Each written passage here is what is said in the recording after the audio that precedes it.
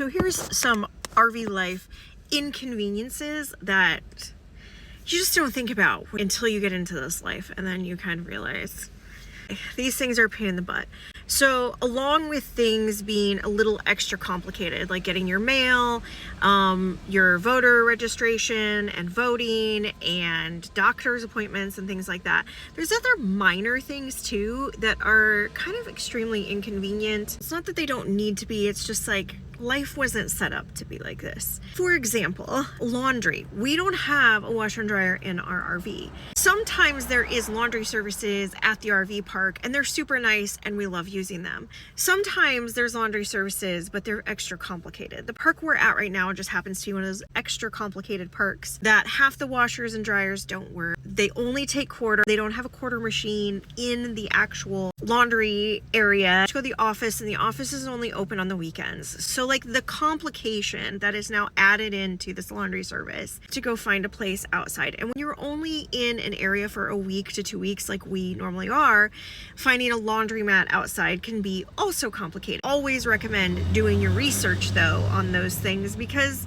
we've had some sticky situations. Another frustrating inconvenience of RV life is if you have dogs that need to go to the groomers. And I guess honestly, not just pets getting their hair done, even humans getting their hair done when you're on the road is a little extra complicated. Specifically, my issues have been with the groomers. Yori is not as easy as Bayou. Bayou, I could like wash in the sink or a 5-gallon bucket if I really needed to. Yori is 80 pounds and she's a puppy, so things are a little bit more complicated. There is no way I am washing her in our tiny RV shower, and especially letting that big of a dog just shake all over the rig. That's a mess I do not want to deal with.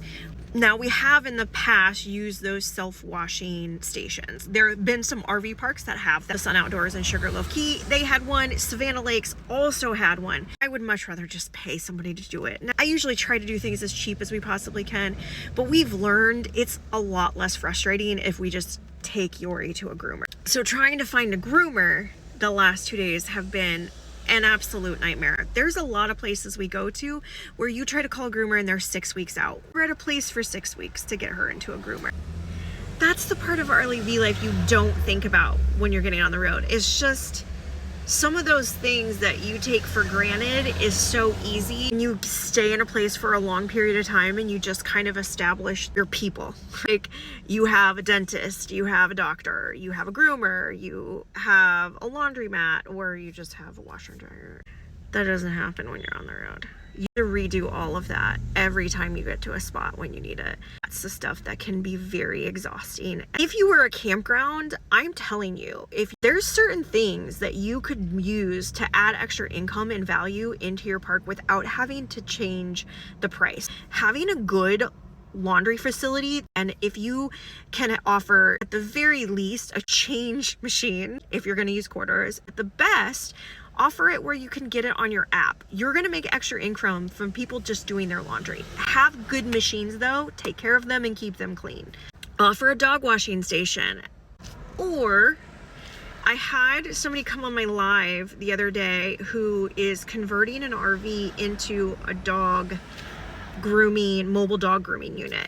If there's one of those that's in your area, partner with them to set up a scheduled time of the week where they can come. Just work out things like that to make things more convenient to your RVers when they're there. I saw the other day, it was a big weekend at this park. It's Hershey show, so they were super packed and busy, which they knew they would be.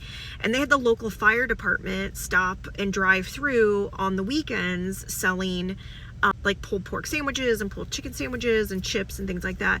But it's genius. Like, it's a way for the community to have more money. It makes it easier for the campers and the RVers that are there to not have to have one more thing to run out and go do or figure out or coordinate, and they can do it right there on site. Not only is you're getting more money out of the people that are there on your property, but you're also making that experience better and easier for them so that they want to come back again and again.